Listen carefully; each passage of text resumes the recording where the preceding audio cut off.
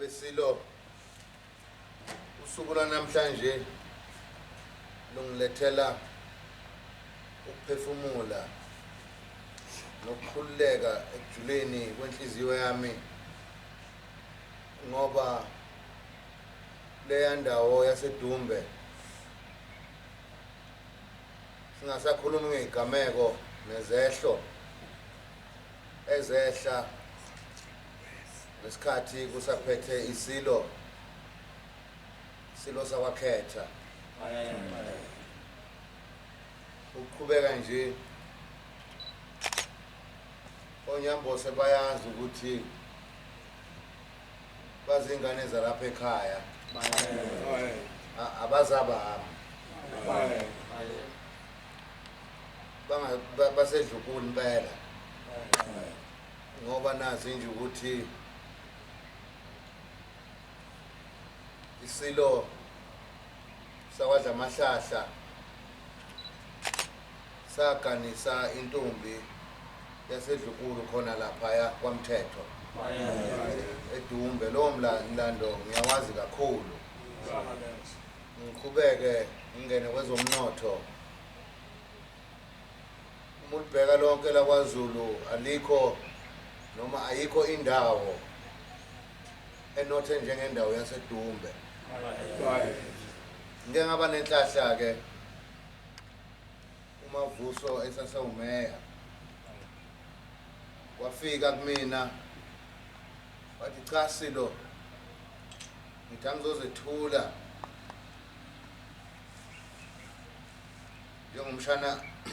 njengoba umshana wami ukuthi ngisayibambile intambo lapha eDumbe. Ziningi futhi izinhlelo anazo athe wazithula kumina ezentuthuko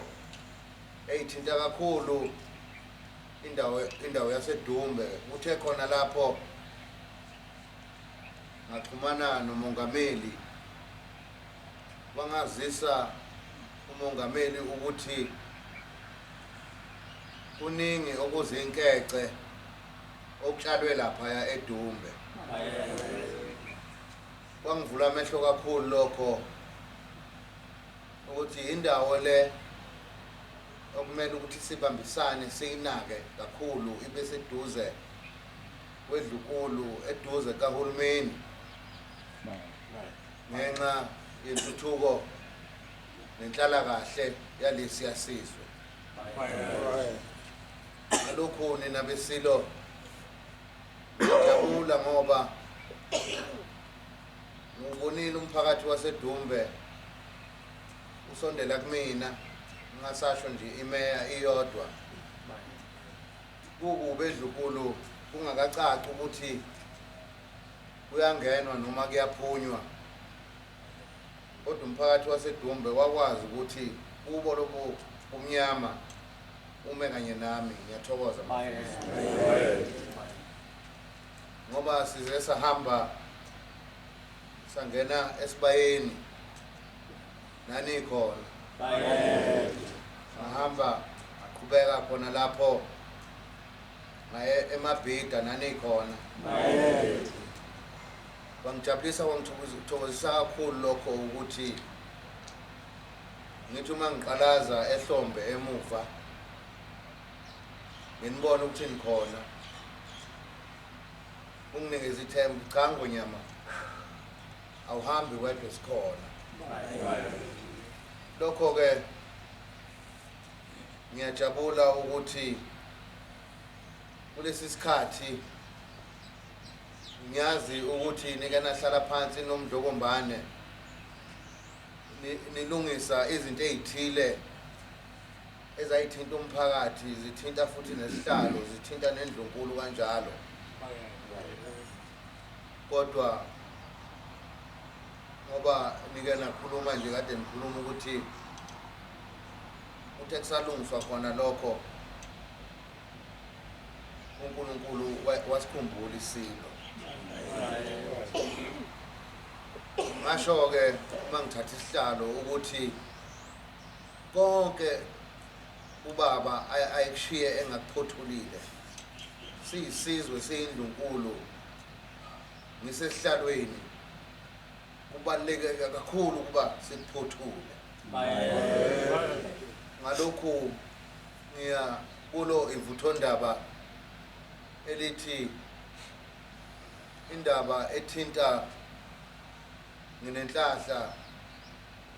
ngesesiubaba kuthinta umkhulu ukuthi kwahambeka kanjani konakalaphi ukuthi sikulungisa kanjani. Ngiyakuthokozela ukuthi uMdlokombane uSihlangu Simagqabha wayesekulungisile lokho ukuthi makwenzeke. Okwami ke isibopho ukuthi siqhubeke ngalowo msebenzi senze imfaneko okumele sizenze hlangana neNdlunkulu iNgonyama kanye nani nobukhosi bakwaMthethwa ubukhosi bakwaMathonsi kanjalo ukuthi ngoba mkhulu lo msebenzi sibambisane. Ngalokho ngicela ukuba ngibonge kakhulu ngoba khona lapha eningehlisele khona umsebenzi ngoba ngisenejokwe lokuthi ngihambele onke amakhosi ngiyowabingelela ngamunye ukuzethula ukuthi nikhona ngibaba wenu ningakhali kakhulu okusehlele uNkulunkulu isizwe usesigezile inyembezi. Ngalokho sizwe saseDumbe ngiyacela hlangana nezinduna ngiyajabula ukuthi ubudlelwane phakathi kwezinduna namakhansela nomeya namakhosi kanjalo ngoba nihlangene lapha kuyakhomba ukuthi ubumbano lukhona. Lokho mina kunginikeza ithemba elikhulu ukuthi indlela eyaphambili iyakhaya. Nina besilo sizawuhlela usuku siye kuleso sikole kuleyo ndawo la kwenzeka khona lo mkhokha ngokubambisana sonke nami kuphelezelwa abantwana eNdlunkulu ngoba yebo ngiphethe kodwa iNdlunkulu ingiphethe ukuba ngifike kanye nayo kwenziwe yonke inhlambuluko okumele ukuthi yenzeke ukuze isizwe namakhosi aseDumbe ahlambuluke kwenzeke ngendlela nesizwe kanjalo indlela yaphambili ngoba kunento abanye abantu abangeke beyazi. Uyakubona kuthiwe awu nami ngiyafuna ukuba iNgonyama nami ngiyafuna ukuba iNgonyama uthi awu ade kabani ngempela le umuntu efune into ungathi noma umnika leyo nto leyo uyophelelwe ingqulwini ngoba akusikhona okwakhe. Uyubizo ukuhlala esihlalweni uyubizo uyafana nomngoma uyafana nomfundisi ngeke nje uthi awunginika mina lokhu ngiyithathela akuhambi kanje ngabe ubulala leso sizwe leso umuthatha umuntu ongafanele ukuthabela lapha umbeke kulesi yahlala. Ngalokho ngiya ekuthenini nasilo iNgonyama silo sakwakhetha nesihlalo nje namakhosi onke athaba khona nami ngikhona futhi nayo ngilandele emva kwami uyohlala oqondene nesihlalo futhi asigeji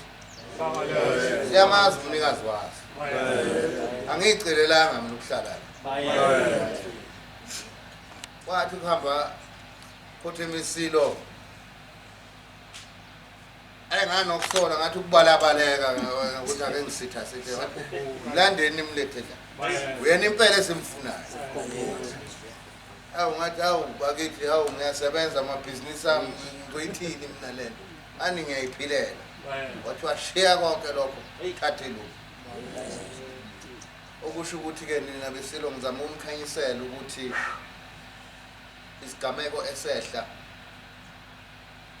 isilo siwumfanekiso kaNkulunkulu emhlabathini yomele sishweleze uze ngisho abafundisi ngisho abakwashembe makumele onke amabandla abe khona uzosheleza lento le sikwenze ngokwesintu nangokwesilungu ukubambisana singenzi nje ncanye ngesayide elilodwa sibambisane kube khona umkhuleko makumele nezangoma zibe khona nezinyanga siyilande ibuye nawo nomsebenzi usuku olulodwa ngaphandle kwabatanga ngoba angihamba nemfene yakhe alokhu nina besilo ngiyanethembisa njengoba isile sidala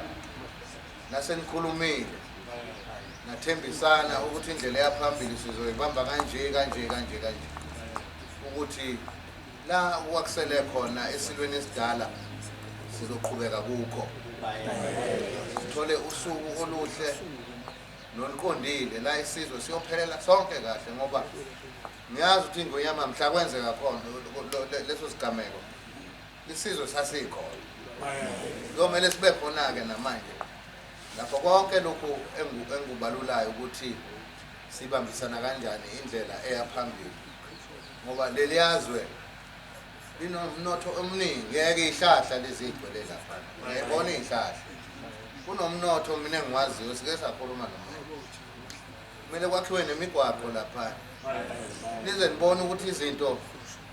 zihamba kancane njengofundo yilesi yasiqalekisa manje ke siyisizwe noma isizukulwane esikhona manje ukuthina futhi emandleni ethu ukuthi sizikhulula kanjani thina kulezo ingqinamba lezo ngikhona sizwe sikaMageba sizwe saseDumbe amakhosi aseNdlunkulu izinduna amakhansela imeya abatwana bakhona sikhona sizonibambisa seNdlunkulu ngithokoza kakhulu enikwenzile ukuba nivele ukuba